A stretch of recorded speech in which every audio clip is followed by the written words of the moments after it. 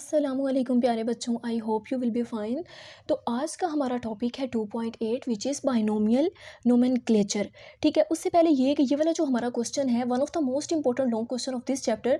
ठीक है, जितने भी हमने अब तक के टॉपिक्स डिस्कस किए हैं उन सब में से ये, बल्कि इसको हम इंपॉर्टेंट नहीं बल्कि मोस्ट इंपॉर्टेंट, ठीक है, इंपॉर्टेंट से भी ज़्यादा इंपॉर्टेंट इस क्वेश्चन को कंसिडर करते हैं, क्योंकि आपके पेपर में तकरीबन 90 से 99% चांसेस होते हैं कि आपका जो लॉन्ग क्वेश्चन है वो यही वाला आएगा। तो इसको आपने बिल्कुल भी स्किप नहीं करना, अच्छे से समझना है और अभी से आपने इसको क्या करनी है, कोशिश करनी है कि इस क्वेश्चन को प्रिपेयर कर लें, याद कर लें, ताकि एंड ऑफ द ईयर जब आपका साल ख़त्म हो जाएगा, आपके एग्जाम होने वाले होंगे, तो उसमें भी क्या होगा, आपको बहुत ज़्यादा आसानी होगी, क्योंकि आपने इस लॉन्ग क्वेश्चन को ऑलरेडी प्रिपेयर किया होगा। तो मोस्ट इंपॉर्टेंट है, अच्छे से याद कीजिए, आप लोगों ने करना है। ठीक है, 4 मार्क्स में आप लोगों के पास ये सवाल पूछा जाता है और बहुत दफ़ा आता है, अगर पिछले कुछ सालों से इसका एनालिसिस किया जाए तो अब ज़रा ना इंपॉर्टेंट लॉन्ग क्वेश्चन तो पता चल गया आपको कि काफ़ी ज़्यादा लॉन्ग क्वेश्चन है, लेकिन इसमें कुछ शॉर्ट भी आएंगे, वो भी मैं आपको बताऊँगी कि किस तरीके से बनकर आते हैं।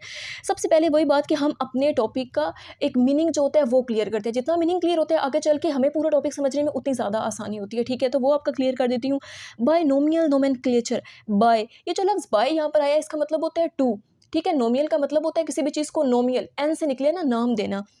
नोमेनक्लेचर का मतलब होता है रूल्स। ठीक है, अब आपको ये भी नोमियल का समझ आ गया कि भाई नोमियल निकला है नाम से, नाम देना। नोमेनक्लेचर का मतलब होता है रूल्स। लेकिन ये बाय लफ्ज़ जो है ये कैसे, आपने ना कुछ एक फॉर्म सुनी होगी, जैसे आप कहते हैं कि बाइनरी नंबर, वो आप अपने मैथ्स में पढ़ कर आते हैं। बाइनरी का मतलब होता है वहाँ पे आप 2 लगा रहे होते हैं। ठीक है, इसी तरह ट्राई, 3, टेट्रा, 4। यहाँ पर ज़रा देखिएगा एक सेकेंड, ये देख रहे हैं, यहाँ पे मैंने लिख भी दिया है, bi means two, nomial means name and nomenclature means rules.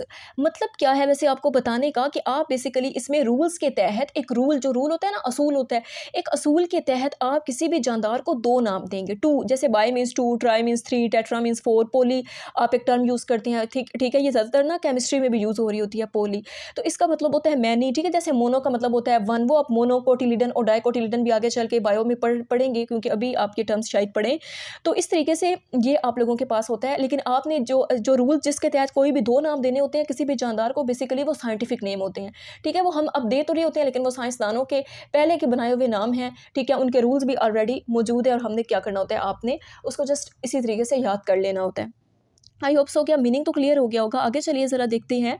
The great, great, great का मतलब होता है बहुत ज़्यादा। हम कहते हैं कि ये जैसे आप अपनी आम लैंग्वेज में कह रहे होते हैं ना, भाई ये बंदा या ये पर्सनैलिटी बड़ी ग्रेट है। ग्रेट का मतलब होता है एक अच्छे, बहुत बड़े।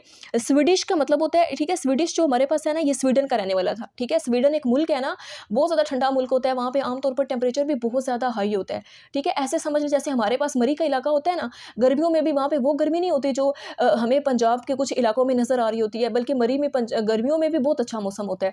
ठीक है, कभी कभी रात को वहाँ पे बारिश और ठंड वगैरह इस तरीके का। तो ये जो स्वीडन मुल्क है ना, जहाँ का ये बायोलॉजिस्ट था, स्वीडिश जिसका नाम है, जहाँ का ये रहने वाला था, वो भी इस तरीके का मुल्क था। आपको इसलिए बताया था कि नाम अच्छे से याद हो जाए, थोड़ी सी इसलिए डिटेल आपको इसकी दी है। बायोलॉजिस्ट था। ठीक है, नाम इसका ज़रा देखिएगा, नाम बड़ा इंपॉर्टेंट है, ये पहले भी पढ़कर आ चुके हैं आप लोग। ठीक है, जब हमने क्लासिफिकेशन स्टार्ट में की थी, CARL, कार्ल, LINNAEUS, कार्लिनियस। कैसे याद रखिएगा, जैसे आप आमतौर पे देखते हैं ना, कार वो जो रोड पे चल रही होती है, जिसको ड्राइव भी लोग करते हैं, उधर से याद रखिएगा। कार्लिनियस कहाँ का था, स्वीडिश था। ठीक है, स्वीडन का रहने वाला था, स्वीडिश बायोलॉजिस्ट था, नाम उसका क्या था, कार्लिनियस था। Was the founder of the system of giving scientific name to organism. ठीक है, ये गिविंग है, giving scientific name to organism. Founder, founder का मतलब होता है क्रिएटर, बनाने वाला। Organiser, initiator. क्या मतलब, जैसे हम कहते हैं ना कि Quaid e Azam is the founder of the nation, कि कायद-ए-आज़म जो है वो हमारी कौम को बनाने वाला है। ये तो पता नहीं हमारा क्या हाल हो चुका होता है। जैसे अब हम आज़ाद हैं, अपनी मर्जी से अपनी इबादत गाहों में जाते हैं। ठीक है, हर काम अपनी मर्जी से कर रहे होते हैं ना, हमें कोई रोक टोक नहीं। जैसे आपने फ़लस्तीन के हालात सुने होंगे, कितने ज़्यादा वहाँ पे हालात ख़राब रहते हैं, उन लोगों को किसी किस्म की कोई आज़ादी हासिल नहीं है। तो इस तरीके से हम फिर कह रहे होते हैं कि Quaid-e-Azam is the founder of the nation. इसी तरीके से पूरे इस सिस्टम का, बाइनोमियल नोमेनक्लेचर का जो साइंटिफिक नेम है, जानदारों को देने का जो तरीका है, साइंटिफिक नाम देते हैं हम ऑर्गेनिजम्स को, वो सारे का सारा जो सिस्टम है ना, बेसिकली एक सिस्टम, उसका फाउंडर, उसका बनाने वाला कौन है, कार्लिनियस है। कहाँ का रहने वाला है, स्वीडन का रहने वाला है, स्वीडिश इसलिए इसको कहते हैं। बायोलॉजिस्ट है। यहाँ पर देख, आप लोग एक बार देख भी लीजिएगा, मैंने लिख भी दिया था। ठीक है, फाउंडर का मतलब क्या होता है, बनाने वाला। हम इसको क्रिएटर भी कहते हैं, किस चीज़ को क्रिएट करने वाला, जैसे कहते हैं ना, ये भाई तुमने खुद से क्रिएट की है, खुद से बनाई है, क्रिएटर भी कहते हैं। ऑर्गेनाइजर, जैसे एक तंजीम होती है और उसका एक बंदा होता है ना, जो जिसने उस तंजीम को रन करना होता है, उसको ऑर्गेनाइज किया हुआ होता है, ठीक है। इसी तरह इनिशिएटर, इनिशियल से निकले हैं, जैसे आप कहते हैं ना कि भाई वो फिजिक्स में एक टर्म आती है, this is V I initial velocity and V F is the final velocity. तो इनिशियल पहले वाली, इनिशिएटर किसी भी चीज़ को पहले करने वाला, पहले बनाने वाला, ठीक है, वो माना जाता है कार्ल लिनियस को। अब जरा नेक्स्ट लाइन देखिएगा, the scientific name of an organism. क्या मतलब कि कोई भी जानदार है और उसका साइंटिफिक नेम है, नाम है, कंसिस्ट ऑफ टू पार्ट्स, वो दो हिस्सों पर मुश्तमिल होता है। कितने हिस्सों पर? दो हिस्सों पर मुश्तमिल होता है। ये देखिए, the first name is the name of the genus, जो पहला जो फर्स्ट पार्ट का नाम होता है ना, द फर्स्ट पार्ट जो फर्स्ट पार्ट होता है, ठीक है, नाम is the name of genus, वो जीनस का नेम होता है। टू विच ऑर्गेनिज्म बिलोंग्स, जिससे कोई भी जानदार बिलोंग कर रहा होता है, बिलोंग कर रहा होता है, उससे रिलेट कर रहा होता है, ठीक है। जैसे आप कहते हैं ना भी आप किस फैमिली से बिलोंग करते हो, किस फैमिली से रिलेट करते हो, ऐसे ही वो जो एक साइंटिफिक नेम होता है उसका जो पहला पार्ट होता है ना, वो रिलेट कर रहा होता है किससे, is the name of the genus and to which the organism belong, जिससे ऑर्गेनिज्म बिलोंग कर रहा होता है, ठीक है। बेसिकली ऑर्गेनिज्म ही बिलोंग कर रहा होता है और जो उसका फर्स्ट पार्ट होता है उसके नाम का, वो हमारे पास जीनस कहलाता है, ठीक है। आगे ज़रा देखिएगा, द साइंटिफिक जो हमारे पास क्या होता है, सॉरी जस्ट सेकंड पार्ट, ठीक है। पहले फर्स्ट पार्ट की बात हुई थी, यहाँ पर देखा ना आप लोगों ने फर्स्ट पार्ट, अब वो हमें पता है क्या कह रहा है, वो सेकंड पार्ट की बात कर रहा है, दूसरे पार्ट की। Second part is the name of species, second part बना किसका नाम होता है, second part is the name of species. जो हमारे पास सेकंड पार्ट होता है वो किसका नाम होता है, वो बेसिकली स्पीशी का हमारे पास नाम होता है। आगे जरा देखिएगा, द जो हमारे पास एक सिस्टम होता है ना साइंटिफिक नेमिंग का, the system of scientific naming of organisms, एक ऐसा सिस्टम जिसके तहत, जिसके अंदर रहकर हमने किसी भी जानदार को क्या करना होता है, साइंटिफिक नेम देना होता है, इस टर्म्स एज बाइनोमियल नोमेनक्लेचर, उसी को तो हम बाइनोमियल नोमेनक्लेचर कहते हैं। किस तरीके से, ज़रा यहाँ पर देखिएगा, थोड़ा सा आपको ना क्लियर कर देती हूँ। आपको याद होगा जब हमने ये टेक्सोनोमिक रैंक वाला टॉपिक पढ़ा था, तो हमने कहा था कि इसमें रैंक का मतलब ही होता है हमारे पास एक डिवीजन, और टेक्सोनमिक का मतलब होता है क्लासिफिकेशन किसी भी जानदार की। वो आप लोगों के पास एक लिस्ट, एक लैडर टाइप ऐसे आई जिसमें आपने phylum, class, order, family, genus, species, बहुत सारी ये सारी चीज़ें आपने पढ़ी थी। इसी में हमारे पास जो 6 और 7 नंबर पे जो टर्म आई थी ना, 6 पर हमारे पास क्या आया था, जीनस, और 7 नंबर पर क्या आई थी, स्पीशी। किसने दिया था इसको, कार्ल लिनियस ने, जो अभी आपको मैंने ऊपर बताया भी है, नाम अच्छे से याद रखिएगा। एमसीक्यूज आता है कि बाइनोमियल नोमेनक्लेचर को किस साइंटिस्ट ने दिया था, तो वहाँ पर आपने ये बताना होता है कि कार्ल लिनियस ने दिया था। तो देखिएगा, ये जो फर्स्ट नेम है ना, जो पहला किसी भी साइंटिफिक नेम का, ठीक है, किसी भी जानदार को जो साइंटिफिक हम नेम देते हैं, उसका first part is the name of genus and second name is the name of species. या पहले पढ़कर आ चुकी हैं इस टेक्सोनमिक रैंक में, वो जो 7 पर मुश्तमिल था, ऊपर वाला को उन्होंने डिडक्ट कर दिया है, सिर्फ लास्ट 2 की बात की। The first name is comes from genus and the second name is comes from species in which organism name, और हम in other words we say that the organism belongs to, ठीक है। ऑर्गेनिज्म कहाँ से belong करता है, तो उसमें ये 2 चीज़ें आती हैं, ठीक है। टू द पॉइंट अगर आपको मैं बताऊँ ना, तो बस ये बात याद रखिएगा, the first name is the name of genus and second name is the name of species. बस फर्स्ट नेम किसका नाम है, जीनस का, और सेकंड नेम किसका नाम है, स्पीशी का। बस सिंपल सी यही 2 बातें याद रखिएगा। उसके बाद आप लोगों के पास ये था कि ये जो सारा सिस्टम है किसी भी जानदार को नाम देने का, ये बाइनोमियल नोमेनक्लेचर कहलाता है। तो यहाँ से आप लोगों के पास ना डेफिनेशन पूछी जाती है, भला किसकी, बाइनोमियल नोमेनक्लेचर की, ठीक है प्यारे बच्चों। तो आप लोग आई होप सो के समझ रहे होंगे। यहाँ से आपके पास एक बनता है 1 नंबर का एमसीक्यूज़ कि कि हमारे पास ये जो सारे का सारा बाइनोमियल नोमेनक्लेचर है, ये किसने दिया है, तो आपने बताना होता है कि कार्ल लिनियस ने दिया है। फिर आपके पास ना यहाँ पे 2 नंबर के सवाल में एक शॉर्ट क्वेश्चन बनता है कि डेफिनेशन बताएं बाइनोमियल नोमेनक्लेचर की, बड़ा इंपॉर्टेंट सवाल है। तो बेटा आप लोगों ने यहाँ पर पता है क्या बताना है, पहली बात तो ये बताना है कि इसको, जो हमारे पास स्वीडिश बायोलॉजिस्ट था, ठीक है, कार्ल लिनियस जिसका नाम था, उसने इस सिस्टम को हमारे पास दिया। फिर आपने ये बताना है कि जो ऑर्गेनिज्म है जानदार, जिसको हम साइंटिफिक नेम देते हैं, वो कंसिस्ट करता है बेसिकली हमारे पास 2 पार्ट्स पर। The first part is the name of genus and second part is the name of species. And फिर अगली लाइन ये बड़ी इंपॉर्टेंट है, इसको जरा सुनिएगा कि the system of scientific naming of organism is term as binomial nomenclature, ठीक है। यहाँ से आप अंदर से कीजिएगा और बेसिकली यहाँ से हमारे पास ये शुरू होती है और ये आप लोगों के पास शॉर्ट नंबर के आ जाती है। डेफिनेशन बड़ी इंपॉर्टेंट है, अच्छे से कीजिएगा। अच्छा, उसके बाद ना हमारे पास यहाँ पर आ जाती है कॉमन नेम और साइंटिफिक नेम। ये ज़रा देखिएगा, कॉमन हम कहते हैं ना, ये चीज़ भाई बड़ी कॉमन है, बहुत आम हो गई है अब तो, ठीक है, बड़ी आम हो गई है। तो ये हमारे पास एक कॉमन नेम है जो आपने सुन रखे होंगे, आप सुनते भी होंगे, ठीक है।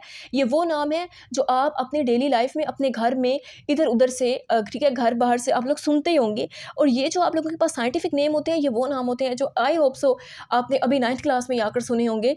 तो ज़रा देखते हैं ये क्या हमसे फरमा रहे हैं। तो पहला हमारे पास है अनियन, ठीक है, ऑनियन आप इसको कहते हैं, ठीक है, हम घर में यूज़ भी कर रहे होते हैं। प्याज जिसको कहते हैं, इसका ना साइंटिफिक नेम पता है क्या है, एलियम सीपा। आप इसको एलियम कीपा भी बोल सकते हैं, ठीक है। कुछ स्टूडेंट्स को इसमें थोड़ी सी डिफिकल्टी शायद आए, पता नहीं फेस करनी पड़ भी सकती है, बट मैं आपको बता देती हूँ, ठीक है। कभी कभी ऐसा होता है कि कुछ लोग कहते हैं अभी आपने इसको एलियम कीपा क्यों बोला, इसको एलियम सीपा बोलना है, लेकिन दोनों ही ठीक होते हैं, हम इसको दोनों ही बोल सकते हैं। लेकिन अगर कि आपसे ऐसा कहे ना कि आप इसको एलियम कीपा क्यों बोल रहे हैं, आपको एलियम सिपा बोलना चाहिए, तो आप ये उसको आगे से जवाब या आंसर दे सकते हैं कि कैट के स्पेलिंग में तो CAT कैट होते हैं ना, सी से कैट बनती है, फिर हम उसको सैट क्यों नहीं कहते, फिर हम उसको कैट ही कहते हैं, फिर हम के की आवाज़ क्यों निकाल रहे होते हैं। इसीलिए आप इसको एलियम कीपा भी बोल सकते हैं, गलत नहीं होगा, ठीक है, गलत नहीं होगा। आप इसको एलियम सिपा भी बोल सकते हैं, बट आई प्रेफर कि आप इसको एलियम सिपा ही बोलिएगा, ठीक है। एलियम सिपा इस तरीके से इसको आपने प्रोनाउंस करना है, which is the scientific name of onion, and onion is the common name and allium cepa is the scientific name, ठीक है। कॉन्सेप्ट क्लियर हो गया होगा। अच्छा जरा नेक्स्ट देखिए, हमारे पास है पोटैटो, आलू, जो हम लोग घर में यूज़ भी कर रहे होते हैं, ठीक है, कुछ को बहुत ज़्यादा पसंद भी होते हैं। इसका नाम होता है सोलैनम ट्यूबिरोसम, सोलैनम ट्यूबिरोसम, क्या SOLANUM, सोलैनम TUBE, ट्यूबी RO, ठीक है, सोलैनम ट्यूबिरोसम SUM, ठीक है, आसान सा नाम है, कोई मुश्किल नाम नहीं है। टोमेटो, ठीक है, जो हम टोमेटो भी आपने देखी हुई होंगी, ये तो कॉमन नेम है ना, ज़रा साइंटिफिक नेम इसका देख लेते हैं क्या होता है, सोलैनम एस्कुलेंटम, ठीक है, सोलैनम एस्कुलेंटम इसका नाम होता है। अब आपने पता है इसको कैसे याद रखना है, अनियन का तो पहले भी बहुत दफ़ा है, आपने याद रख लेना है, ठीक है। ये ह्यूमन बीइंग और अनियन तो बड़े पुराने हो गए हैं। अनियन का क्या होता है, हमारे पास एलियम सीपा, और साथ में इसका ह्यूमन बीइंग्स का भी आप पहले भी बड़ी दफ़ा पीछे पढ़ कर आ चुके हैं, क्या होता है हमारे पास, होमोसेपियंस, होमोसेपियंस। अब ये जो अंदर वाले बचते हैं ना चार, इसको पता है आपने कैसे याद करना है, देखिए पोटैटो और टोमेटो में दोनों में सोलैनम आया है, दोनों में क्या आया, दोनों में सोलैनम आया, ऐसे याद रख लें। पोटैटो वाले का क्या है, ट्यूबिरोसम है, और हमारे पास टोमेटो वाले का क्या है, एस्कुलेंटम है। तो आई होप सो कि आप ये समझ आ जाएगी आप लोगों को कि पोटैटो का है सोलैनम ट्यूबिरोसम, और टोमेटो का है हमारे पास सोलैनम एस्कुलेंटम, ठीक है। अच्छा ज़रा नेक्स्ट देखिएगा, हनी बी, ये शहद की मक्खी वगैरह आपने देखी होगी, वैसे देखी होगी, बट ये काट ले तो फिर बड़ा दर्द भी होता है, काफ़ी ज़ोर की काटती है। ज़्यादातर ना ये जो जहाँ पे वो एक छाता सा वो लगा होता है ना, जहाँ पे शहद की वो एक मक्खियाँ इकट्ठी होकर जिसमें रह रही होती हैं, जहाँ से हम बाद में शहद भी हासिल कर रहे होते हैं, वहीं पे ज़्यादातर पाई जाती हैं, या फिर फ्लावर्स वगैरह पे भी जहाँ पे ये उनका जो नेक्टर होता है वो वहाँ पर आके रस वगैरह ले रही होती हैं, तो उस जगह पर ज़्यादातर आपको नज़र आती हैं हनी बी। इसका नाम हमारे पास होता है एपिस सिराना, ठीक है, एपिस सिराना इसका नाम होता है, ठीक है। उसके साथ हमारे पास है टाइगर, टाइगर ये ज़्यादातर जंगलात वगैरह में पाया जाता है, ठीक है। लाइन कितना का होता है, लेकिन इसके अंदर थोड़ा इस तरीके से ना, हमें अंदर भी इसके स्ट्रक्चर कुछ इस तरह से इसकी अपीयरेंस में नज़र आ रहा होता है, ठीक है। इसके ऊपर इतने ज़्यादा हेयर्स नहीं होते जितने कि लाइन के ऊपर होते हैं, क्योंकि फिर वो तो is the king of the animals, उसको तो जंगल का भी बादशाह माना जाता है, किंग ऑफ इसको लाइन को। थोड़ा बहुत उसकी तरह का होता है, बट थोड़ा सा डिफरेंट होता है। इसका नाम पता है हमारे पास क्या होता है, इसका नाम होता है पैंथीरा टाइग्रिस, ठीक है, PAN, ऐसे याद, जैसे ये जो पेन है ना, जैसे हम लिखते हैं, जैसे मैं अब ये पेन है तो इससे आपको समझा रही हूँ, इससे आपको बता रही हूँ, इसी तरीके से आपने याद रखना है भाई, जहाँ पे टाइगर आएगा उसका साइंटिफिक नेम है पेन, जब पेन माइंड में आएगा तो फिर पैंथीरा इस तरीके से याद रख लेना, ठीक है। PANTHERA पैंथीरा, TIGRIS Tigris. वैसे टाइग्रिस पर हम बोलने में ना जी की आवाज़ निकालते हैं, टाइग्रिस टाइग्रिस, वैसे ऐसा आता है, ठीक है ना। ह्यूमन बींग्स का हो गया होमोसेपियंस। तो ये आप लोग के पास 5 नेम है मोस्ट इंपॉर्टेंट फॉर MCQs। तो ये वाला टेबल जो है ना, ये MCQs के पॉइंट ऑफ व्यू से बहुत ज़्यादा इंपॉर्टेंट है, क्योंकि आपके ना पेपर में आप पता है मोस्टली बच्चों का ऐसा होता है कि आपको ना साइंटिफिक नेम आपसे पूछा जाता है और कॉमन नेम जो होता है वो आपको दिया जाता है, ठीक है। किसी भी चीज़ का आपको कॉमन नेम दे दिया जाएगा और आपसे साइंटिफिक नेम जो है वो पूछ लिया जाएगा, वो आपसे डिमांड कर लिया जाएगा। तो जैसे अनियन का आप बताएंगे एलियम सीपा होता है, पोटैटो का हमारे पास सोलैनम ट्यूबरिसम होता है, टोमेटो का हमारे पास सोलैनम एस्कुलेंटम होता है, हनी बी का हमारे पास एपिस सिराना होता है, टाइगर का हमारे पास पैंथीरा टाइग्रिस होता है, और ह्यूमन बींग्स का हमारे पास होमोसेपियंस होते हैं। कोशिश कीजिएगा इसको अच्छे से कि आप लोग कर लें, क्योंकि यहाँ से आपके पास MCQs आते हैं, यहाँ से डेफिनेशन और ये ऊपर एक MCQs, ये आप लोगों ने इस टॉपिक में करना है। नेक्स्ट जो हमारे पास चीज़ आ रही है वो है हमारे पास क्या चीज़, सिग्निफिकेंस ऑफ बाइनोमियल नोमेनक्लेचर के। बाइनोमियल नोमेनक्लेचर की सिग्निफिकेंस क्या है, अहमियत क्या है बेसिकली। ये जो हमने डेफिनेशन देखा इसको किसने दिया है, इतने ज़्यादा हमारे पास जो हमारी चीज़ें हैं, ठीक है, थिंग्स हैं, इनको उन्होंने साइंटिफिक नेम दिया। भाई सिग्निफिकेंस क्या है इसकी, अहमियत क्या है बेसिकली, क्यों ऐसा ज़रूरी था साइंटिफिक नेम देना, क्या इसकी अहमियत थी, वो सारा आप देखते हैं हम आगे इन कुछ सम पॉइंट्स में।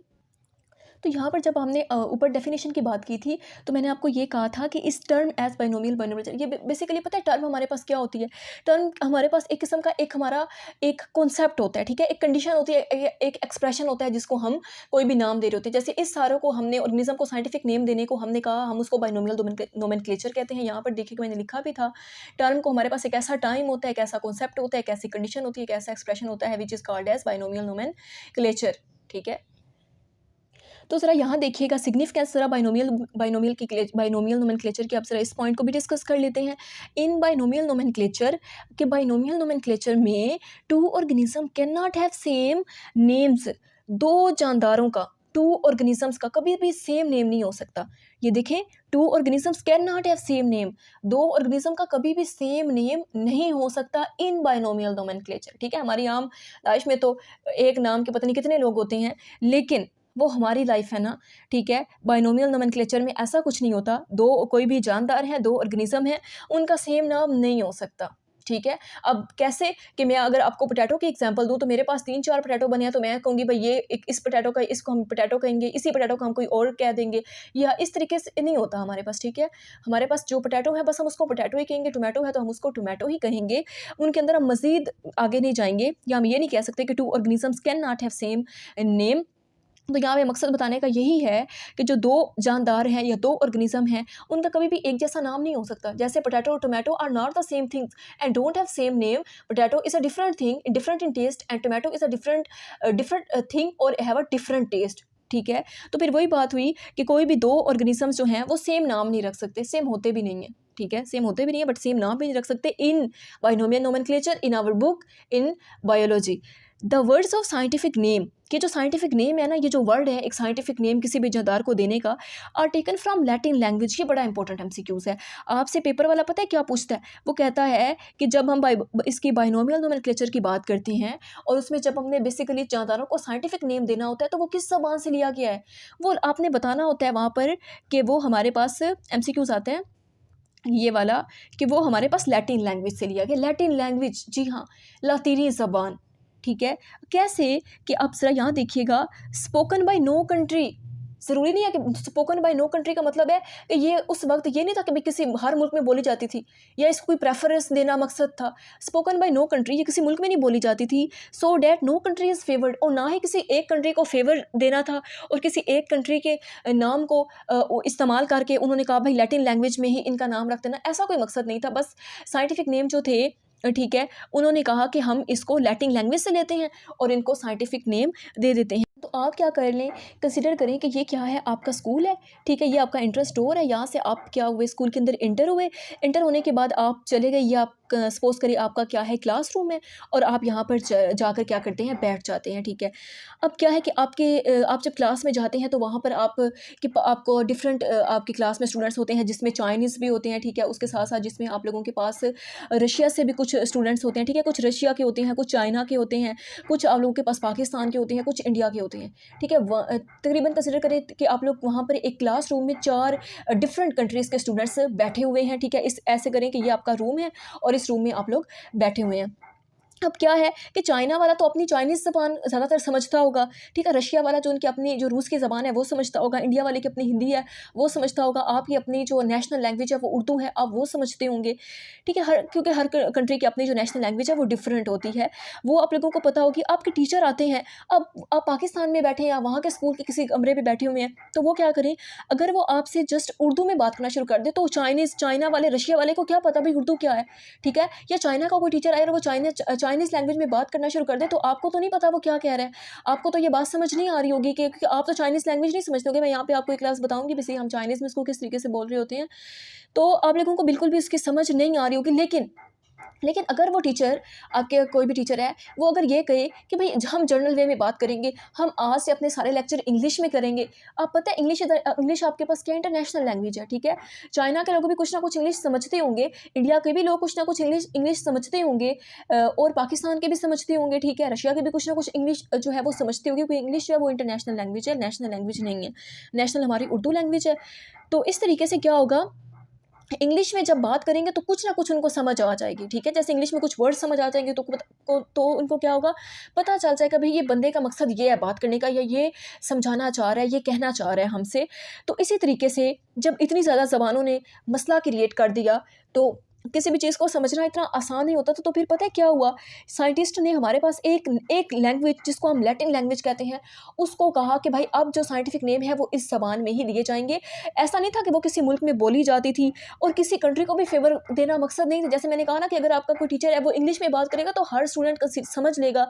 वो चाइनीज़ में करेगा, ठीक है, वो रशियन लैंग्वेज में करेगा, वो हिंदी में करेगा, आप लोगों को समझ नहीं आएगा, पता नहीं भला भला क्या बोल रहा है वो टीचर, जबकि इंग्लिश में कुछ ना कुछ समझ आ जाएगी, ठीक है। तो इस तरीके से फिर उन्होंने एक लैंग्वेज को रेफरेंस माना और वो आप लोगों के पास लैटिन लैंग्वेज थी ताकि आसानी हो साइंटिफिक नेम देने की और हर जगह वो लैंग्वेज उसी ज़बान के साइंटिफिक नेम को ही माना जाए। अब ज़रा नेक्स्ट देखिएगा, the scientific name of an organism, ठीक है, कि किसी भी ऑर्गेनिज्म किसी भी जानदार का जो साइंटिफिक नेम होता है इस same everywhere in the world, वो पूरी दुनिया में सेम था। समझ रहे हैं आप लोग क्या मतलब है आपको बताना या कहना चाह रही हूँ, ये कहना चाह रही हूँ कि जैसे आपके क्लासरूम में डिफरेंट स्टूडेंट थे, चाइना के थे, रशिया के थे, इंडिया के थे, आप भी थे, तो क्या था ऑर्गेनिज्म इस ठीक है, वहाँ पे क्या था, scientific name of organism is same everywhere in the world, ठीक है। कि अगर वो इंग्लिश में बात करेंगे, इंग्लिश तो इंटरनेशनल लैंग्वेज है, हर बच्चा उसको कुछ ना कुछ समझेगा, बजाय इसके कि वो आपका जो टीचर है वो किसी एक समान में पढ़ाना शुरू कर दे तो एक को तो समझ आएगी पर बाकी का नुकसान नुकसान हो रहा होगा, वो तो उस लैंग्वेज को नहीं समझ पा रहे होंगे। तो इस तरीके से फिर वो जो साइंटिफिक नेम था उस जानदार का, उस ऑर्गेनिज्म का, is same everywhere in the world, वो सेम था, एक जैसा था पूरी दुनिया की हर जगह हर हिस्से में। This system provides a standard way of communication, ये जो सिस्टम था जिसमें हम मुहैया करते थे, प्रोवाइड करते थे scientific name is a standard way. Standard होता है जिस चीज़ को हम स्टैंडर्ड मान लेते हैं, इसको हम रेफरेंस मान लेते हैं कि भाई ऐसा अब बिल्कुल है। जैसे आपने अब मैं समझाऊँ, आप ज़रा समझें इसको किस तरीके से, कि आप चाहते हैं ना, मार्केट में बाजार गए आप लोग, आपने कोई चीज़ ली और वो आपको क्या वो पता है, वो आपको नाप तोल करके चीज़ दे रहे होते हैं, ठीक है। तो उनके पास एक इस तरीके से गोल टाइप के ना एक बट्टे टाइप कुछ पड़े होते हैं, पता नहीं उसको क्या बोल रहे होते हैं। तो उसके ज़रिए वो एक स्टैंडर्ड होता है ना, रेफरेंस माना होता है, भाई ये किलो का है, ये आधा किलो का है, ठीक है, ये 1 पाव का है, ठीक है, ये हमारे पास 5 किलो का है, ये 10 किलो का है, ठीक है। जितना भी इन्होंने वो रेफरेंस माना होता है वो एक स्टैंडर्ड होता है ना, उसके लिहाज से वो आपको किसी भी चीज़ का वज़न करके वेट करके आपके हाथ में दे देते हैं, भाई इतने पैसे हो गए और ये इतना इसका वज़न बना है, ठीक है। वो एक जो उनके पास वो चीज़ होती है जिससे वो नाप रहे होते हैं, उस चीज़ का वेट ले रहे होते हैं, वो स्टैंडर्ड होता है, वो बस फिक्स है।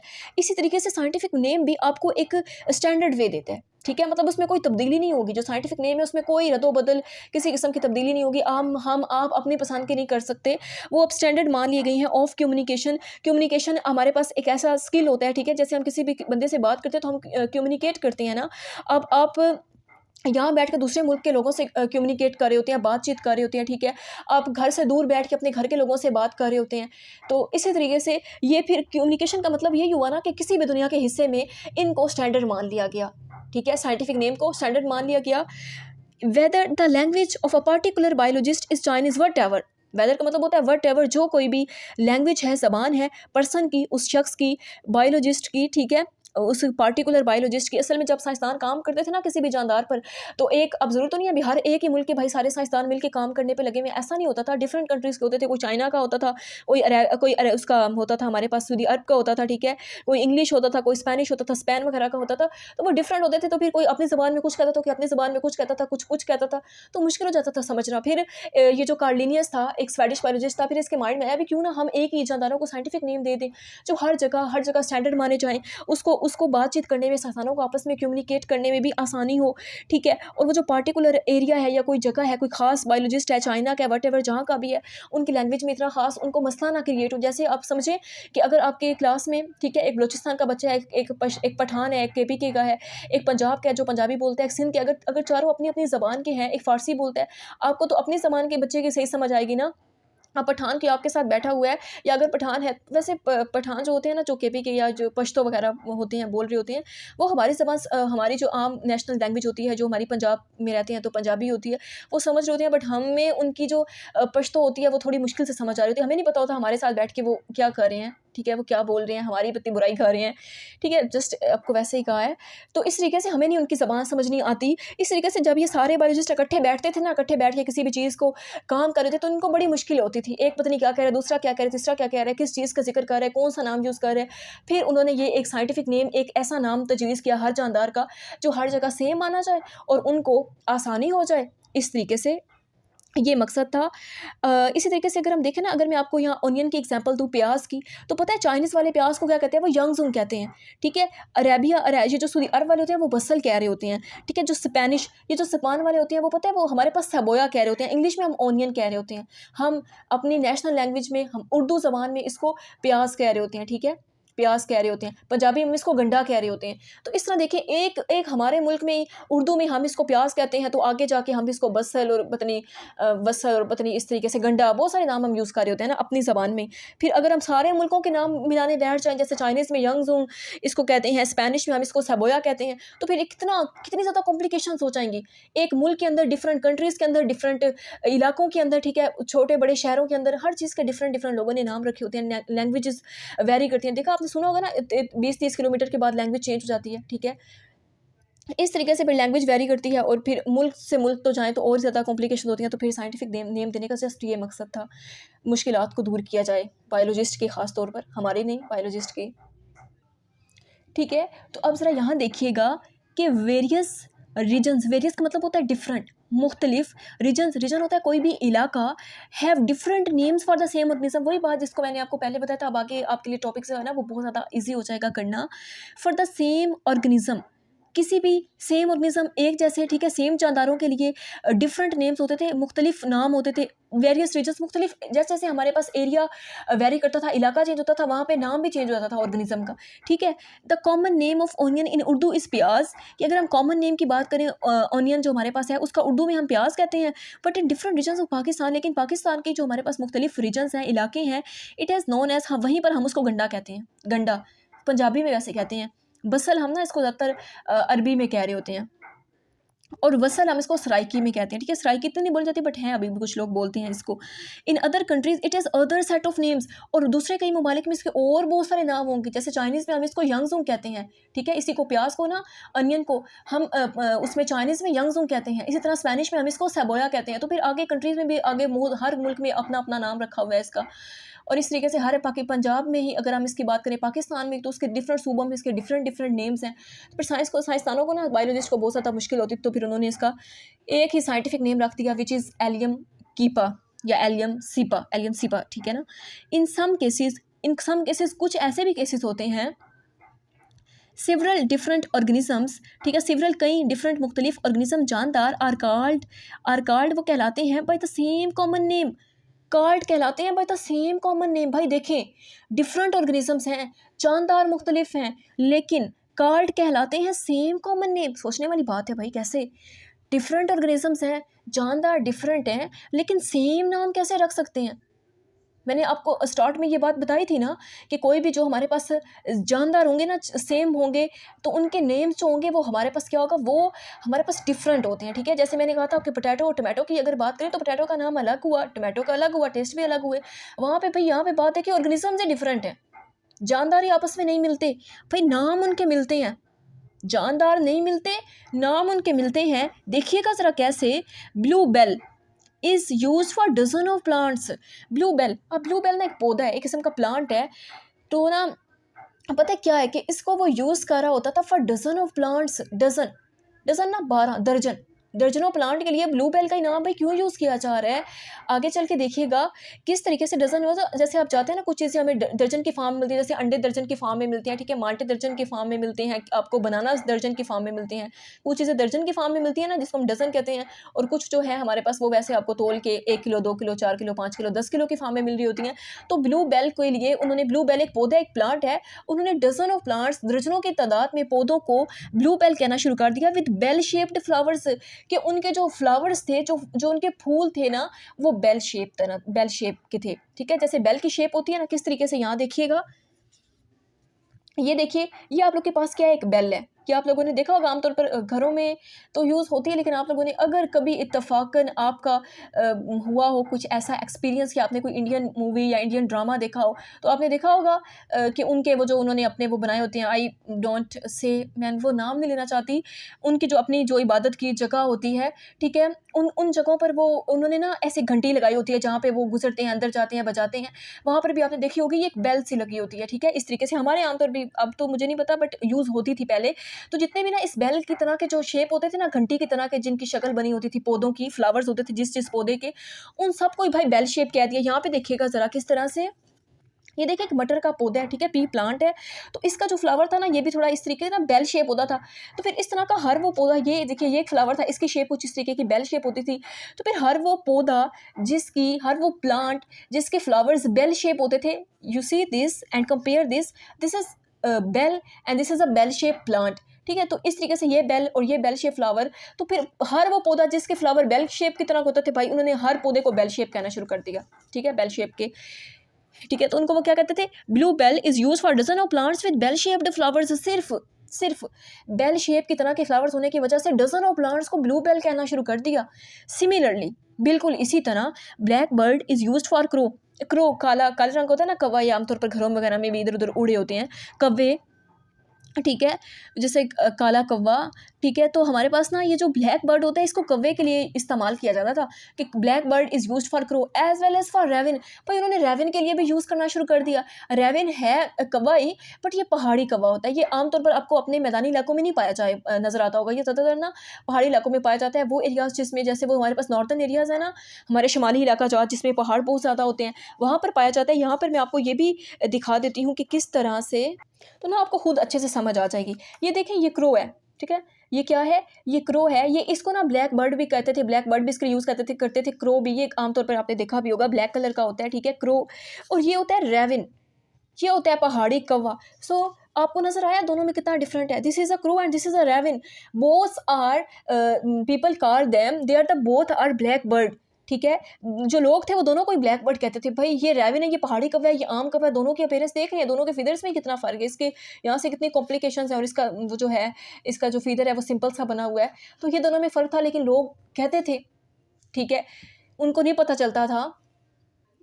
के साथ ही प्यारे बच्चों, आपको हमारे इस चैनल पर आपके जितने भी डिफरेंट सब्जेक्ट्स के लेक्चर्स हैं वो सारे तमाम के तमाम मिल जाएंगे, जिसमें आपकी उर्दू, इस्लामियात, मैथ्स, केमिस्ट्री, फ़िज़िक्स, ठीक है, कंप्यूटर और बायो तो हम स्टार्ट की हुई है, और इंशाल्लाह हम इसी तरीके से अपने फुल तमाम के तमाम चैप्टर्स कंप्लीट करेंगे।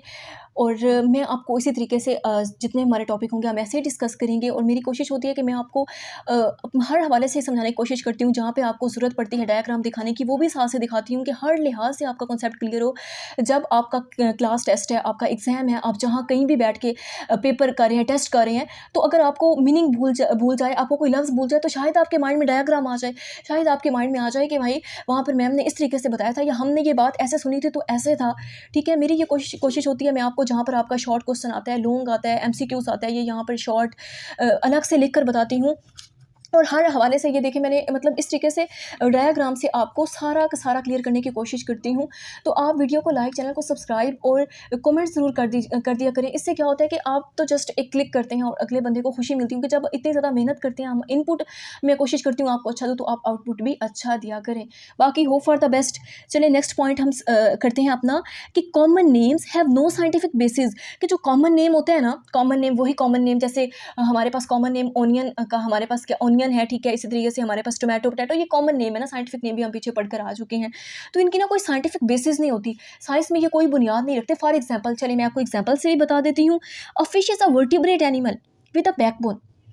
अब देखिए ज़रा, क्या है कि जो फिश है ना, हमारे पास फिश, ठीक है, ये एक वर्टिब्रेट है, वर्टिब्रेट एनिमल है विद बैकबोन। वैसे इसको वर्टिब्रेट ही क्यों कहते हैं, हम इसको इनवर्टिब्रेट क्यों नहीं कहते? हम नहीं कह सकते इसको इनवर्टिब्रेट, भाई क्यों नहीं कह सकते? हम इसको वर्टिब्रेट एनिमल ही क्यों कहते हैं? क्योंकि इसमें बैकबोन होती है। बैकबोन रीढ़ की हड्डी होती है। ये देखिएगा, यहाँ पर मैं आपको दिखा भी देती हूँ। ये क्या है, ये एक फ़िश है, ठीक है, यह एक पानी है, और ये पानी में हमारे पास पाई जाती है। इस तरीके से ना इसका हमारे पास क्या होता है, स्ट्रक्चर होता है। और अगर हम बैकबोन की बात करें ना, तो ये आपको नज़र आ रही है फ़िश के अंदर, ठीक है। फिश के अंदर ना वो जो एक कांटे से उसके अंदर होते हैं, तो ये उसकी ना बैकबोन होती है और उसके साथ इसी के ऊपर तो उसका वो जो सारा उसका जो आप कह सकते हैं कि गोश्त होता है मछली का, ठीक है, वो सारा इसी के साथ अटैच हुआ होता है। अगर आप लेट्स सपोज इन कांटों को ना हो तो फिर थोड़ी कॉम्प्लिकेशन हो जाती है। जैसे हमारी अगर हम अपनी बात करें तो हमारे अंदर हड्डियाँ होती हैं ना, हड्डियों के ऊपर ही गोश्त चढ़ा हुआ है ना। अगर अगर हमारे अंदर हड्डियाँ ना हो तो गोश्त का एक तवाज़ुन बरकरार नहीं रह सकता। हम स्ट्रेट खड़े हुए हैं, क्यों खड़े हुए हैं? बैकबोन की वजह से। हमें हमारी बैकबोन ने एक पोटेंशियल, एक हिम्मत, एक कुव्वत दी हुई है जिसकी बुनियाद पर हम अपने पाँव पर खड़े होते हैं। इस तरीके से मछली के अंदर भी ये जो कांटा है इसने इसको बहुत ज़्यादा सपोर्ट दी होती है। जैसे हमें हमारी बैकबोन ने सपोर्ट दी हुई है ना, आप फील भी कर सकते हैं बैकबोन को किस तरीके से। जैसे आप नमाज़ वगैरह पढ़ने में झुकते हैं ना नीचे, या वैसे कोई चीज़ नीचे से उठाने के लिए झुकते हैं, तो कभी आप अगर नीचे आप बेंड हुए हैं ना, खुद को अगर आपने ऐसे नीचे बेंड किया है, तो आप ज़रा फील कीजिएगा आपको ऐसे इस तरीके से ना, ऐसे अप्स एंड डाउन्स, ऊपर नीचे नीचे ऐसे करके ना, थोड़ा अजीब सा ना, एक रैंडम सा एक स्ट्रक्चर महसूस होगा, वही आपकी बैकबोन है। इसको करके भी देख लीजिएगा। और ये मछली के अंदर ना इस तरीके से बैकबोन होती है। इसी वजह से हम इसको वर्टिब्रेट कहते हैं। हमारे अंदर भी बैकबोन होती है, इसलिए हम खुद को वर्टिब्रेट कहते हैं। फिश के अंदर भी बैकबोन होती है, हम इसलिए इसको वर्टिब्रेट कहते हैं। इसलिए ये वर्टिब्रेट में क्या होती है, कंसीडर होती है फिन्स एंड गिल्स। अब आप कहेंगे आपके लिए ये भी नई चीज़ है भाई, फिन्स और गिल्स क्या होते हैं, ये देखिएगा यहाँ पर क्लियर कर देती हूँ आपको कि फिन्स और गिल्स क्या होते हैं। ये देख रही हैं फिन्स, ये मछली के साथ ना उसके एक पंख, एक पर्स होते हैं जिसको विंग्स भी कहते हैं, विंग्स, ठीक है, जिसके साथ वो मूव करती है ऐसे ऐसे करके ना पानी में, जिसके साथ वो मूव कर रही होती है पानी के अंदर, मछली तैर रही होती है पानी में, तो वो फिन्स की वजह से होता है गिल्स, ठीक है। ये गिल वो नाम नहीं है जो क्रिश्चियंस वगैरह अपने नाम में यूज़ कर रहे होते हैं, ये वो गिल हैं जो मछली के अंदर पाए जाते हैं। इस तरीके से ना इनका स्ट्रक्चर होता है। और ये गिल्स बड़े कोई ना, आप कहीं बड़े शार्प होते हैं, खुरदरे से होते हैं, ऐसे कभी इसके ऊपर हाथ लगाए ना तो बिल्कुल भी स्मूथ नहीं होते, बहुत ही ऐसे शार्प से और जैसे तेज़ और काटने वाले नहीं होते, इस तरीके से फील हो रहे होते हैं। लेकिन जब आप बाय करके मछली वगैरह को, फिश को घर लेकर आते हैं, तो वो जो आपको जहाँ से आप बाय करते हैं, लेते हैं ना, वो इसको साफ़ करके देता है, वो ये गिल्स उतार के देते हैं। लेकिन मछली में ना ये गिल्स जो होते हैं वो उसको क्या कहते हैं, सांस लेने में हेल्प कर रहे होते हैं, ठीक है, समझ रहे हैं ना। ये फिन्स जो होते हैं उसको बेसिकली इस तरीके से मूवमेंट करने में, स्विम करने में पानी के अंदर हेल्प कर रही होती हैं, और गिल्स की मदद से वो सांस ले रही होती है, ठीक है, सांस ले रही होती है इन गिल्स की मदद से। उसके साथ देखिएगा बट सेवरल कॉमन नेम्स, लेकिन बहुत सारे, कई, सिवरल का मतलब होता है कई, कॉमन आम तौर पर जो नाम होते हैं, सिल्वर फिश, ठीक है। ये देख रहे हैं ये क्या है, ये सिल्वर फिश है। वैसे किसी किसी भी एंगल से फिश नहीं ना लगती, फिश इसी तरीके से होती है, बाकायदा फिश, और जैसे कोई इंसेक्ट नहीं होता, इस तरीके से होती है, और बड़े इसके साइडों से इस तरीके से इसके कांटे निकले हुए होते हैं। ये होती है आपके पास, आपकी क्या होती है, सिल्वर फिश होती है, साथ में जेली फिश। अब ज़रा यहाँ पे देखिएगा, ये क्या होती है, हमारे पास जेली फिश होती है। वो आपने देखा होगा, वो जो छोटे होते हुए आप एक, या कभी भी पत्नी खाती होंगे, आपकी पसंद लाइक्स डिसलाइक्स पर चीज़ें डिपेंड करती हैं। इस तरीके से ना बड़ी एक जेली सी मिलती थी, बड़ी सॉफ्ट सी, आप उसको फ़ौरन ऐसे उस डिब्बी में से हाथ के ऊपर पलट लेते थे, हाथ के ऊपर उसको उंडेल लेते थे, और उसको बड़ी सॉफ्ट सी होती थी, ऐसे हाथ से ही टूट जाती थी। इस तरीके से ये जेली की तरह ही होती है, बिल्कुल जेली फिश इसलिए इसको कहा जाता है। उसके साथ ही आपके पास है स्टार फिश। ये जो स्टार फिश होती है बेसिकली ये स्टार की तरह होती है, जैसे एक स्टार होता है ना, सेम लाइक स्टार होती है, इस वजह से हम इसको स्टार फिश कह रहे होते हैं। उसके साथ आप लोगों के पास यहाँ पे क्राई फिश भी था, ठीक है, ये इस तरीके से होती है, ये देख रहे हैं, यहाँ से इसका इस तरीके से माउथ, और बड़ी अजीब सी इसकी कुछ पीछे से लग रही है भाई, फिश की तरह इस टाइप की होती है। This is a cray fish, this is a star fish, this one is jelly fish, and that's one is silver fish. These are the 4 fishes. लेकिन अब सोचने वाली बात पता है क्या है, आपको बताती हूँ। Do not fit to the true definition of fish. भाई देखें, डू नॉट फिट, ये फिट ही नहीं हो रही फिश की डेफिनेशन पे। ऊपर तो वो कह रहे थे ना फिश वर्टिब्रेट है जिसमें बैकबोन होती है, यहाँ देखिएगा, ठीक है, यहाँ पे आपने देखा ये क्या है, आपके पास क्या है, ये एक फ़िश है, और ये क्या है, उसके अंदर वर्टिब्रेट है भाई, उसके अंदर बैकबोन है। बट आप ज़रा यहाँ पे देखिएगा, इन तमाम तर फिशेस को हमने कंसीडर किया, आपकी बुक वाले ने भी कंसीडर किया, क्या आपको कहीं बैकबोन नज़र आ रही है? भाई ये तो पूरे का पूरा एक कीड़ा मकोड़ा लग रहा है, ठीक है, कोई इंसेक्ट लग रहा है, ये इसमें कहाँ से आई भाई बैकबोन, कहाँ से हड्डियाँ आई, ये जेली की तरह नरम सी है, इसमें कहाँ से आई, ये भी पूरे का पूरा इसके अंदर बॉडी सेगमेंट बने हुए हैं, इसके पार्ट्स बने हुए, इसमें कहाँ से आई बैकबोन। तो क्या आपको ये लगता है कि ये उस जो हमारे पास फिश की प्रॉपर डेफिनेशन है उस पर फिट हो रही हैं, ये चारों की चारों, चाहे आपके पास स्टार फिश हो, चाहे आपके पास आपकी क्या कहते हैं ये सिल्वर फिश हो, ये आपके पास आपकी जेली फिश हो, क्राई फिश हो, क्या आपको लगता है कि ये इस फिश की डेफिनेशन पर उसके ऊपर फिट हो रही है? नहीं हो रही। तो यही तो फ़र्क था, मसला था, ठीक है। ये जो चीज़ें थी हमारे पास कि साइंटिफिक बेसिस की कोई, मतलब यहाँ पर कुछ ऐसा था ना पे साइंटिफिक बेसिस की कोई बुनियाद नहीं रही, नो साइंटिफिक बेसिस। कुछ ऐसे कॉमन नेम थे जिनकी कोई साइंटिफिक बेसिस नहीं थी। कॉमन साइंटिफिक नेम का तो एक ही मतलब होता है ना कि आपने किसी भी जानवर को भाई एक साइंटिफिक नेम दे दिया है। जैसे हमने कहा कि fish is a vertebrate animal with backbone, लेकिन बाकी सबको फिर फिश कहने की क्या ज़रूरत थी भाई जब उनमें बैकबोन ही नहीं है। जब आप क्रो को ब्लैक बर्ड कह रहे हैं तो रेवन को क्या ज़रूरत थी ब्लैक बर्ड कहने की, भी दोनों का स्ट्रक्चर ही नहीं मिलता, ठीक है। अच्छा नेक्स्ट आप लोगों के पास आ जाते हैं, बड़ा इंपॉर्टेंट शार्ट सवाल है, ठीक है। रूल्स ऑफ बाइनोमियल नोमेनक्लेचर, ये इंपॉर्टेंट शॉर्ट क्वेश्चन है आपका। क्या है रूल्स? है रूल्स होते हैं हमारे पास असूल। बाइनोमियल नोमेनक्लेचर के मतलब जो बाय का मतलब दो, नोमियल का मतलब नाम, नोमेनक्लेचर का मतलब रूल्स, कि ये जो हमने दो नाम देने हैं, ठीक है, किसी भी ऑर्गेनिज्म को किस असूल पे, किस बिहाफ पे, किस बुनियाद पे, कौन सी बेसिस पर हमने ये दो नाम देने हैं ऑर्गेनिज्म को। तो यहाँ पर जरा देखिएगा कि क्या लिखा हुआ है। The scientific naming of organism, कोई भी जानदार है उसको जो हमने साइंटिफिक नेमिंग करनी है, उसको जो हमने साइंटिफिक नेम देना है, इज़ डन। हम कहते हैं भाई आज हमारा काम डन हो गया, भाई आप हमने अपना काम डन कर लिया, ठीक है। इज़ डन, हम उसको डन करते हैं इन अकॉर्डिंग्स, ठीक है। अकॉर्डेंस का मतलब होता है हम कहते हैं ना इस चीज़ के अकॉर्डिंग, ये वहीं से अकॉर्डिंग से लफ्ज़ निकला है। क्या लफ्ज़ है? Accordance with some international rules. कुछ हमारे पास इंटरनेशनल रूल्स होते हैं ना, नेशनल रूल्स की बात नहीं हो रही बेटा, यहाँ पर हमारे पास इंटरनेशनल रूल्स की बात हो रही है। वो रूल्स जो हमारे पास बैनुल अक़वामी सतह पर होते हैं, मतलब होल वर्ल्ड में, अमेरिका में, पाकिस्तान में, रशिया में, चाइना में, ठीक है, और भी पता नहीं कितने मुल्क हैं हमारे पास, डिफरेंट कंट्रीज़ हैं, ठीक है। वहाँ पर हर जगह पर, ठीक है, accordance with some international rules के तहत हमने साइंटिफिक नेमिंग करनी होती है किसी भी जानदार की, फिर हमने उसको डन करना होता है। सम इंपॉर्टेंट रूल्स, कुछ जो बड़े ही अहम रूल्स हैं बाइनोमियल नोमेनक्लेचर के, वो आपको दे भी दिए गए हैं नीचे गिवन बिलो में फर्दर। पहला रूल देखिएगा ज़रा हमारे पास क्या है। फर्स्ट रूल ये है कि for scientific naming, scientific name जब आप करते हैं, साइंटिफिक नेमिंग करते हैं, किसी भी जानदार को साइंटिफिक नेम दे रहे होते हैं आप लोग, words are taken from Latin language, वो लैटिन लैंग्वेज से ही लिए जाते हैं। वही लैटिन लैंग्वेज जिसका आपको शुरू में मैंने थोड़ा सा एग्जाम्पल के साथ बताया भी था कि आप उसको लैटिन लैंग्वेज से लेते हैं, ठीक है। Every scientific name have two parts, her scientific name के दो पार्ट होते हैं, दो हिस्से होते हैं। The genus name always comes from first followed by the species name, कि जो जीनस नेम होता है वो हमेशा पहला होता है। ये डेफिनेशन में भी पढ़कर आ चुके हैं, बस वही बातें हैं, ठीक है। उसके साथ हमारे पास followed by the species name, और उसके बाद हमारे पास स्पीशी नेम आती है which is the second name, ठीक है, which is the second name. Every scientific name should have to be unique because the same name can not be used for naming two different organisms. क्या मतलब इस line का? ठीक है, यहाँ पे बेशक आप वो वाला पॉइंट लिखें, ये वाला पॉइंट लिखे, कोई मसला नहीं है, बेशक वही वाला पॉइंट डेफिनेशन में जो यहाँ पे किया था ना, वही यहाँ पर लिख लीजिएगा, कोई मसला नहीं है, एक ही बात है। अगला जरा तीसरा पॉइंट आपके पास पता है क्या है, ये वो उसी की तरह का, ये जरा तीसरे पॉइंट पे फोकस कीजिएगा। क्या कहते हैं वो, कि हर जो साइंटिफिक नेम होता है ना, उसके पास बड़ी यूनिकनेस होती है। इसमें कहते नहीं भाई ये चीज़ बड़ी यूनिक है, मुनफरिद है। किस तरीके से? कि because the same name can not use for naming, कि आपने ना बार बार सेम जो नेम है वो नहीं यूज़ करना होता। किस तरीके से? जैसे आपने देखा होगा जब छोटी क्लास में होते हैं ना, ये 1-2 क्लास में, इससे भी छोटी में, 1-2 क्लास में, 3-4 में जब आप लोग होते हैं, तो आप एक ऐसे लिखते हैं ना माई सेल्फ, जैसे कि माई सेल्फ में अब किस तरीके से, जैसे मेरा नाम दुआ है ना, तो अगर मैं माई सेल्फ पर ऐसे लिख रही हूँ तो मैं फर्स्ट अपने बारे में लिखूंगी कि माई नेम इज़ दुआ, लेकिन बाद में मैं बार बार अपना बार बार तो अपना नाम ना यूज़ करूँगी, मैं बार बार अपना नाम यूज़ नहीं करूँगी, बल्कि अपने नाम के लिए आई यूज़ करूँगी, ठीक है, कि I like this, I like that, ठीक है, इस तरीके से। या अगर हम कोई और कंसिडर कर ले, हम कंसिडर करते हैं एक बच्चा है हमारे पास अहमद, और एक बच्ची है हमारे पास आमना, ठीक है, दोनों के छोटे छोटे बच्चे हैं, क्लास में बैठे हुए माई सेल्फ ऐसे लिख रहे हैं। अब आमना क्या लिखेगी, या आमना लिख रही है कि अहमद इज़ माई ब्रदर, ठीक है, ही इज़ 2 years old, ठीक है, he is very cute, he is dash, वो सब कुछ वो उसके बारे में लिख रही है। तो एक बार तो वो लिखती है ना अहमद, बाद में वो क्या लिखती है आमना, बाद में वो उसके लिए ही यूज़ करती है। ये अहमद लिख रहा है अगर आमना के बारे में, तो अहमद क्या लिखेगा कि आमना इज़ माई सिस्टर, ठीक है, Amna is my sister, she is 3 years old, तो वो बाद में बार बार क्या लगा रहा है, शी लगा रहा है, ठीक है। जैसे कि हम आपको पता ही है कि हमने जब फीमेल की बात करनी होती है, लड़की की, हम उसके लिए शी यूज़ कर रहे होते हैं, और जब हमने मेल की बात करनी होती है किसी भी बॉय की, तो हम वहाँ पर ही लगा रहे होते हैं, ठीक है। बॉय के लिए हम ही लगाते हैं, गर्ल के लिए हम शी लगाते हैं। इस तरीके से बार बार हम नाम नहीं यूज़ कर रहे होते, ठीक है।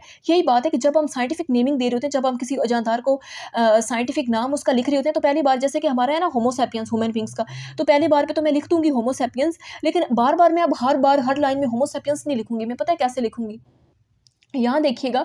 अब फर्स्ट तो हम पहले तो मैंने शुरू में तो ऐसे ही लिखना होता है ना, होमो सैपियंस, पता है आपको, पहला जो जीनस होता है वर्ड, वो हम कैपिटल लेटर से लिखते हैं, फिर अगला जो हमारे पास स्पीशी नेम होता है वो हम स्मॉल लेटर से लिखते हैं। लेकिन जब मैं बार बार एक स्पीशी का नाम लिख रही हूँ तो मैं ऐसे कर दूंगी, ठीक है। जो जीनस होगा ना कैपिटल, उसको मैं एक बार लिखूंगी, और सैपियंस को मैं इस तरीके से लिखती चली जाऊंगी, और अंडरलाइन। अब अगर आप कोई भी साइंटिफिक नेम लिख रहे हैं ना, चाहे आपका शॉर्ट क्वेश्चन है, चाहे आप लॉन्ग क्वेश्चन में लिख रहे हैं, किसी भी क्वेश्चन के अंदर आप अगर साइंटिफिक नेम लिख रहे हैं और आप उसको इस तरीके से, ये नहीं आपने करना भी हमने एक ही नाम है तो उसको भाई एक दफ़ा ही लाइन लगाई और अंडरलाइन कर दिया, नहीं। दोनों को सेपरेटली आपने सेपरेट अंडरलाइन करना है। और अगर आप अंडरलाइन नहीं करते, आप भूल जाते हैं या बाय मिस्टेक आपसे नहीं होता, तो आपका 0.5 मार्क्स जो होंगे ना वो डिडक्ट कर लिए जाएंगे। तो क्या ज़रूरत है, जब आपको साइंटिफिक नेम भी पता है, बस अंडरलाइन कर दें दोनों को सेपरेट, इसको अलग और सेपियंस को अलग, या जो भी आपका जीनस को अलग से, स्पीशी को अलग से आपने इस तरीके से क्या करना है, अंडरलाइन करना होता है। ये रूल में आएगा, भी आगे ज़रा देखिएगा। द फोर्थ आपके पास जो रूल है वो पता है बेटा क्या है, कि the first part of the name genus name should begin with a capital letter. वही बात जो मैंने आपको पहले बताई थी, आप उसको हमेशा कैपिटल लेटर से स्टार्ट करेंगे। And second part is the name of species, आप उसको हमेशा पता है किससे लिखेंगे, आप उसको हमेशा स्मॉल लेटर से लिखेंगे। ये बड़ा सिंपल सा रूल है, अगर आप इसको वहाँ से ज़रा रिलेट करें ना, तो आपने क्या कहा था कि the first name is the name of genus and second name is the name of species. ये रूल भी वही है, the first name is the name of genus which is written in capital letter and the second name is the name of species which is written with small letter. ये same ही चीज़ें हैं, मुश्किल कोई चीज़ नहीं है इसके अंदर। 5 जो आपका रूल है वो पता है क्या है, कि at the time of printing of scientific name, जब हमने प्रिंट करना होता है ना, जब आपका कोई एग्जाम है या आपकी कोई प्रिंट आपका कोई भी जो है कहीं पर पेपर प्रिंट हो रहा है, तो वो जो पता है, जो पेपर प्रिंट करने वाला होगा ना कंप्यूटर में, जब वो टाइपिंग इस तरीके से कीबोर्ड पर टाइप कर रहा होगा बैठकर, तो वो इसको इटैलिक में टाइप करेगा, इटैलिक में। It should be typed in italics. Italics में टाइप करने का मतलब पता है क्या है, कि आमतौर पर हम कोई भी, जैसे ये मैंने इंपॉर्टेंट शार्ट क्वेश्चन लिखा हुआ है, तो ये आपको बिल्कुल सीधा नजर आ रहा है ना, वो ऐसे कर देगा, आई को, एम को, पी को, एस को, क्यू को, ऐसे थोड़ा थोड़ा ना आप कह सकते हैं, थोड़ा तिरछा टेढ़ा इस तरीके से लिखेगा, तो वो हमारे पास इटैलिक बन जाएगी। ठीक है, आपने वैसे नहीं लिखना, वैसे लिखने में अंडरलाइन ही करना होता है। कंप्यूटर वगैरह पे प्रिंटिंग में हम इटैलिक्स में इसको जाके कर रहे होते हैं। 6 रूल है आपका, लास्ट वन है, कि when a scientific name would be hand written. वही बात कि जब हम उसको हैंड रिटन करते हैं, जैसे मैंने यहाँ पर आपको हाथ से लिखकर बताया था, जब हम उसको क्या कर रहे होते हैं, हैंड रिटन करते हैं, ठीक है, लिखते हैं, तब पता है क्या होता है, कि 2 पार्ट्स ऑफ इट, उसके जो 2 पार्ट्स होते हैं, जैसे first is genus and second one is species, ठीक है, it should be separately underline. वही बात जो मैंने आपको की थी, आपने कभी भी अंडरलाइन उसको इकट्ठा नहीं करना। 0.5 मार्क्स आपके डिडक्ट हो जाएंगे अगर आप अंडरलाइन नहीं करते, तब भी अगर आप ऐसे एक लाइन में अंडरलाइन कर देते हैं, तब भी जल्दी में आपकी लाइन मैच हो जाती है। तब भी आपने कोशिश करनी है कि उनको सेपरेट ही अंडरलाइन करें, और जो फर्स्ट है वो कैपिटल लेटर हो और सेकेंड वाला हमेशा छोटा लेटर हो। तो यहाँ पर हमारा आज का लेक्चर भी ख़त्म होता है। So thanks you so much for watching. अल्लाह हाफिज़ एंड स्टे कनेक्टेड। अपना बहुत सारा रखिएगा ख्याल, दुआओं में रखिएगा याद। नेक्स्ट वीडियो में मिलते हैं।